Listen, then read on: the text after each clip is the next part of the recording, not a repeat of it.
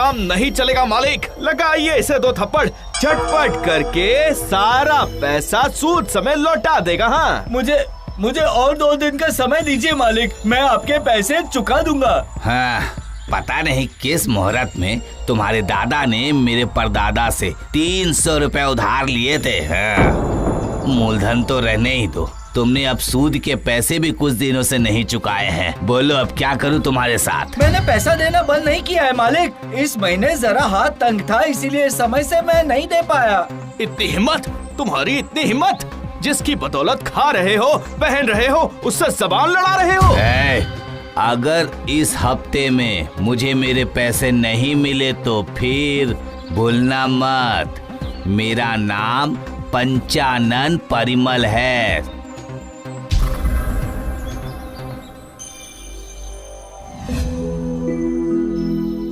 लेकिन महाजन का इस कुएं से क्या संबंध है, ये मेरी समझ में नहीं आया। कहानी तो यहीं से शुरू होती है। उस वक्त गांधी जी के भारत छोड़ो अभियान में युवक स्वदेश से जुड़ते जा रहे थे और दूसरी तरफ वर्ल्ड वॉर भी चल रहा था। इतिहास बताने की बजाय मुद्दे की बात करो तुम। वही तो बता रहा हूँ, इस कहानी से एक स्वदेशी का भी संबंध है। अच्छा, वो कैसे? माधव स्वदेशी आंदोलन से जुड़ा हुआ था। पुलिस की आंखों में धूल झोंक कर भागते भागते वो इस बिलासपुर में आ पहुँचा। घर में एक चावल का दाना भी नहीं है। घर की छत एक तरफ से टूट चुकी है, जो कभी भी किसी के भी सर पे गिर सकती है। ऊपर से सूद का ये बोझ। हम अभागों के ऊपर वाला कब अपनी कृपा बरसाएगा? ऊपर वाले ने हम जैसे गरीबों को अमीरों के इस्तेमाल के लिए ही बनाया है। कोई है? बहुत दूर से आ रहा हूँ बेटी, थोड़ा पानी मिल सकता है? बैठिए बाबा, बैठिए, खड़े क्यों हैं? आज से पहले कभी आपको इस गांव में देखा नहीं था। मैं कलिकापुर से ही आ रहा हूँ, लापतागंज जाऊंगा, लेकिन रास्ता भूलने की वजह से कहाँ आ गया कुछ समझ नहीं आ रहा है मुझे। इतनी तेज धूप में आपने इस गरीब की कुटिया में अपने कदम रखे हैं। पानी के साथ दो बताशे देने तक की हमें क्षमता नहीं है, माफ कीजिएगा।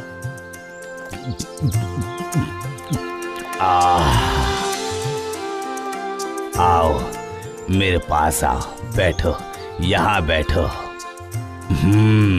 बृहस्पति के कक्ष में शनि ने प्रवेश कर लिया है, इसलिए तुम लोगों की हालत ऐसी है। हमारी ऐसी हालत कभी ठीक हो जाएगी? बुरे हालातों में टूटना नहीं चाहिए बेटा। अब जब मैं यहाँ आ गया हूँ तो फिर चिंता की कोई बात नहीं। बोलिए बाबा, हमें क्या करना होगा बताइए। लाओ सर अपना हाथ दिखाओ। एक उपाय है। कैसा उपाय बाबा? सुनो, तुम्हें कुछ भी करने की जरूरत नहीं है, सिर्फ मेरे चले जाने के बाद पूरा घर अच्छी तरह से साफ करना।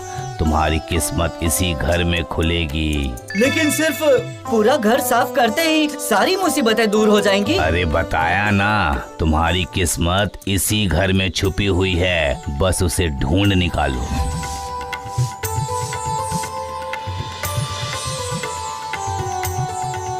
अजय सुनते हो क्या? देखिए, मुझे ये यहाँ से मिला है, इसमें कुछ लिखा हुआ भी है। लाओ देखूं।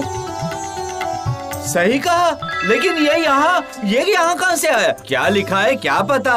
जब रास्ते से पोस्ट मास्टर गुजरे तो उनसे पढ़वा लीजिएगा। क्या हुआ कर्जखोर, याद है ना आज कौन सा दिन है?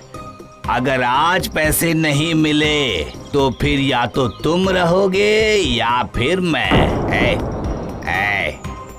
तुम्हारे हाथ में वो क्या है? देखो, जाओ देखो उसके हाथ में वो क्या है।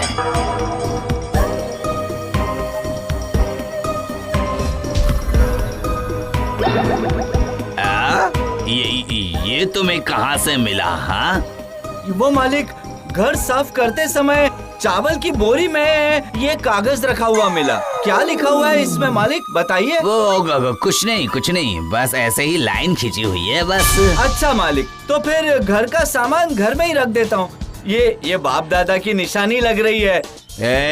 आज जो पैसे देने की बात हुई थी उसका क्या हुआ? हाँ मालिक, अगर और 2 दिन दे देते तो? नहीं, मेरी बात ध्यान से सुनो।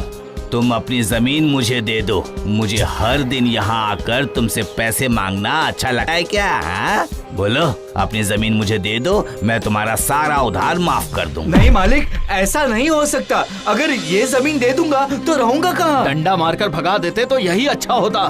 ठीक है, तो फिर मैं तुम्हें और 500 रुपए देता हूँ, तो फिर उससे तुम नया घर भी ले सकोगे। हाँ? नहीं नहीं मालिक, हाँ, बाप दादा की जमीन थोड़े से पैसों के लिए मैं बेच नहीं सकता हूँ। 500 रुपए को थोड़े से पैसे कह रहे हो? एक साथ कभी देखे भी हो 500 रुपए? ठीक है ठीक है ठीक है, मैं तुम्हें 1000 रुपए दूंगा। ठीक है ना? आज से ये जमीन मेरी हुई। नहीं मालिक, अभी की महंगाई में 1000 रुपए से क्या होता है? उसके लिए मैं बेघर नहीं हो सकता। यही तो तुम लोगों की गलती है, बैठने की जगह मिलते ही सोना चाहते हो। ठीक है, तो फिर 1000 और दे देता हूँ मैं, लेकिन तुम्हें ये जमीन छोड़नी ही पड़ेगी। हाँ। इस तरह करते करते आखिरकार जगन ये जमीन 50,000 में पंचानन परिमल को बेचकर ये गांव छोड़कर चला गया। क्या सच में 50,000 रुपए में?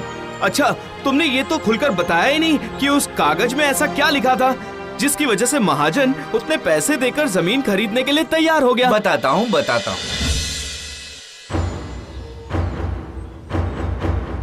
मैं मोहम्मद फरदान मुगल सेनापति के द्वारा प्राप्त लाखों रुपए के कुछ बहुमूल्य रत्न बिलासपुर की जमीन के नीचे गाड़ रहा हूँ।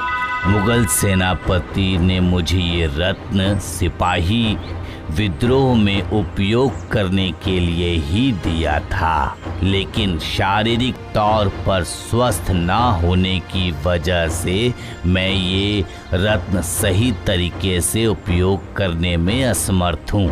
जिस किसी को भी ये रत्न मिले, उम्मीद करता हूँ वो इन रत्नों से मिले पैसों का प्रयोग सही तरीके से सही काम करने के लिए करे। माधव ने मोहम्मद फरदान वाली बात हिंदी में लिखी थी क्या?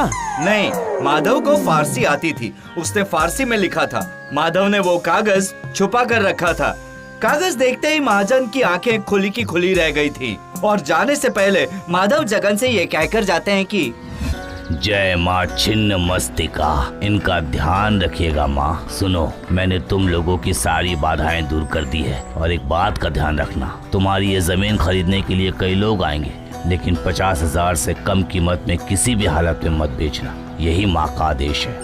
अच्छा, तभी जगन महाजन को 50,000 से कम कीमत पर जमीन बेचने के लिए तैयार नहीं हुआ। हाँ, बिल्कुल सही समझे।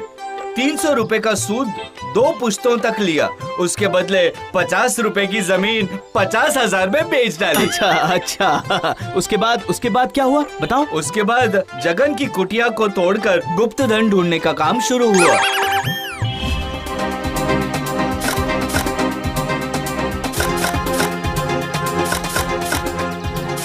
मालिक, पिछले 10 दिनों से लगातार लोग कुदाल लेकर मिट्टी की खुदाई कर रहे हैं, लेकिन उसके बावजूद भी मुगल काल की एक फूटी कौड़ी तक नहीं मिली है। चुप!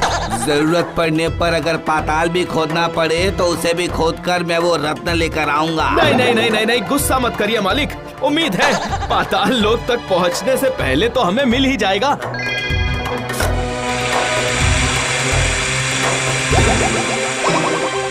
पथरीली मिट्टी थी, फिर भी 3 महीने तक उस जमीन की खुदाई चलती रही। आखिरकार जब उस जमीन से पानी निकल आया, तब जाकर पंचानन परिमल के रंग में भंग पड़ गया और इस तरह यहाँ पर कुआं बन गया। समझ गए? बाप रे, ये तो बहुत ही दिलचस्प कहानी थी भाई। पंचानन परिमल बहुत बड़ा सूदखोर था। मौके का फायदा उठाकर उन मजदूरों ने भी अपनी सारी मजदूरी जोड़कर उससे वसूल लिया था। तो फिर माधव की बुद्धि से सिर्फ जगन की ही नहीं बल्कि बाकी के गरीब का भी उद्धार हो गया, ऐसा कह सकते हैं। ये भी बोलने वाली बात है। घर चलो, घर पर माँ खाने के लिए इंतजार कर रही होगी। हाँ, चलो।